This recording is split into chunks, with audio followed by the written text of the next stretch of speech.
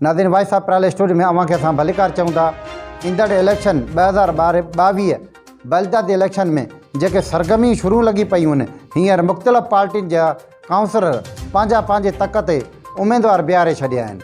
Peoples party हुजे, function league हुजे, या जमायती पार्टी हुजनि, या आज़ाद उम्मीदवार, हर वार्ड ते पंहिंजा माण्हू बीहारनि था। ऐं उहे जेके गुज़िरियल साल चेयरमैन वाइस चेयरमैन रही चुका, उन्हनि जे वार्डनि में, उन्हनि जे तक में, उन्हनि जी टाउन कमेटीअ में नवां चेहरा अचनि था। छा उहे पिराले जे शहर जा माण्हू उन्हनि खे ॾिसी करे उहो वोट उन्हनि खे ॾींदा? जेके गुज़िरियल साल जेके दिन दावाऊं कयूं त टाउन कमेटी पिराले खे तालुके दर्जो ॾियारींदासीं ऐं असां पंहिंजो जेको आहे सिंध बैंक पिराले में हणाईंदासीं, ATM मशीनियूं असां पंहिंजो लॻाईंदासीं जे पिराले शहर जा माण्हू ॿियनि शहरनि ताईं न वञनि।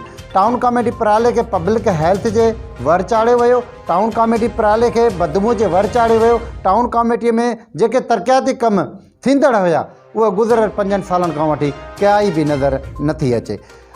हालांकि जेके हाणे टाउन कमेटी पिराले में जेके मुख़्तलिफ़ चेहरा अचनि था काउंसलर जी सीट ते, छा पिराले जा माण्हू 7 वार्डनि जा 7 काउंसलरनि खे वोट कहिड़ी रीति ॾींदा? अचो त उहा नज़र साने पिरालो टाउन कमेटीअ जे अमन अमान ते ऐं सफ़ाई सुथराईअ ते ऐं उन जे तरक़ियाती कमनि बाबति कुझु वीचार ॾिसूं, कुझु झलकियूं ॾिसूं हिन रीति।